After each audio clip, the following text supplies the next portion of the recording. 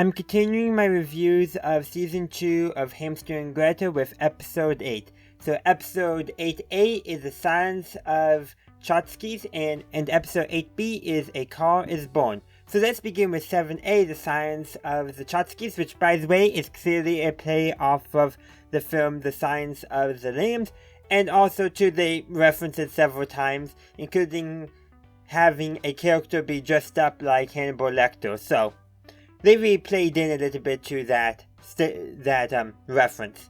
So let's just discuss what this. So let's discuss what 8A is all about. So we begin with Fred having a dream, and it's a nightmare. Basically, she begins dreaming because they lost Tchotchke Jones's shrink ray in the end of season 1 when they were fighting Professor Exclamation. Then she wakes up, but she doesn't wake up because she's still in the dream and her hands turned into snake hands. Then she actually wakes up and she realizes that she's awake because of the boring reality TV show on, which is a play off of great. I totally forgot it right now. It's a play off of The Masked Singer, but I forget. I think Masked Yodeler might have been what their play was. But regardless, she has that dream, and then at the mall, Kevin is shrunk by a mysterious figure, and yeah.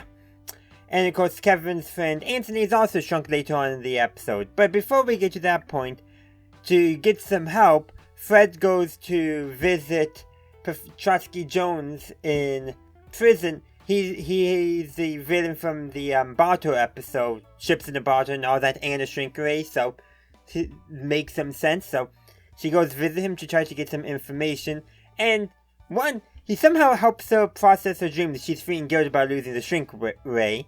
Kind of coincidence that this is all happening when the shrink ray comes back into play. Anyhow, and while he can't think of any other shrink-themed villain, he can't think of... Oh, by the way, Tchotchke Jones is the one who's dressed up as Hannibal Lecter for a prison magic act, basically, yeah. And the warden is, totally not paying attention at all, playing on his phone. But regardless, like I said, Tchotchke helps Fred process her dream, and then, of course, he does escape at the end of the episode, but before that, he's handcuffed to his shop, so he somehow gets out. Maybe doing a magical escape act should have tipped off that he probably could get out of handcuffs. But anyhow, he does, before Fred goes off, mention who the person that he bought the shrink ray from, which happens to be the micromanager from that other episode in season 1. All connected and all that. So that's the guy who basically forced Kevin and Anthony to build a robot to destroy Tallburger because he was jealous. And then they, with Hamster and Gretel's help, destroy it. And now he wants his revenge on Kevin and Anthony. So he shrinks them both. And of course he's going to make them into mascots for his new burger joint. Micro Burger, which is going to be teeny tiny burgers, and he's going to shrink everyone in town down. Of course. And he also didn't realize that Tchotchke Jones had added a shrink ray to the reverse button. Added the reverse button to the shrink ray. And they do catch him and all that. And while Tchotchke Jones gets away, he does go confront the the census agent who got on his nerve. Because he shrunk his liver and lima bean sandwich, I think it was. Again, that was another play reference to Silence of the Lambs. So a lot of references there.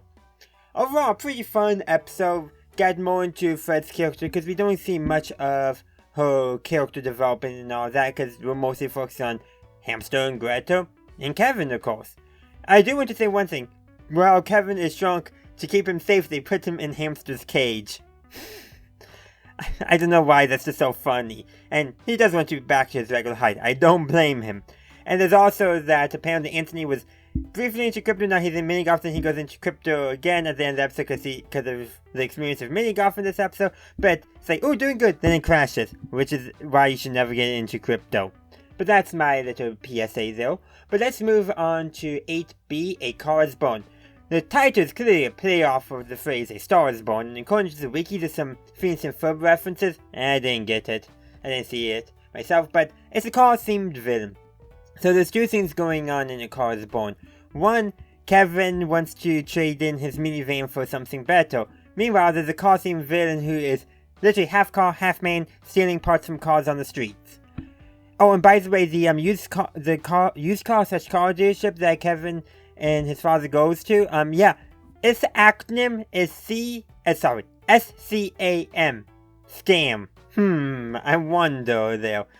Though Kevin does actually successfully, with the everything going on, with also helping Hamster and Gretel stop the car villain, does manage to get the car dealer convinced to get a pretty good deal on his minivan. But through this entire adventure, Kevin realizes he doesn't want to get rid of the minivan.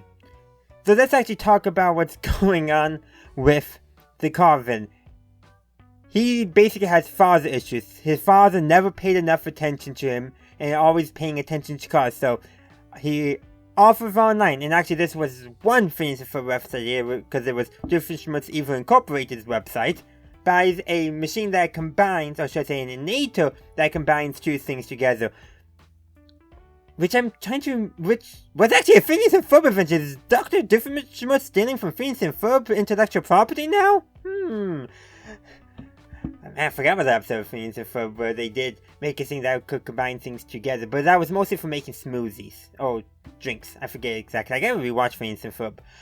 Especially since season 5 is gonna be coming out soon. A rebooted new season, I guess you could say. But anyhow, so this guy, named Carl, merges himself into a car, and yeah, all to get the approval of his father, which his father does mostly, but he needs that one vintage antenna in order to get full approval from his father. Yeah, that family has some issues. Like I said, I do think I like the Sons of the Tchotchkes better, but still, A Car is Born is still really good as well, just not as fun in my opinion. Though I really do like the gag with the news reporter, Veronica Hill. She's reporting on everything going, and it ends with, "And I need a ride," because her work van for the news studio was also vandalized by the car villain. So that's pretty much all I got for today. I would love to hear your thoughts on this episode in the comment section down below. Thank you for watching my video. I do hope you enjoyed it. If you did, please be sure to give this video a like and share. Also, consider subscribing to my channel to stay up to date on all my latest videos.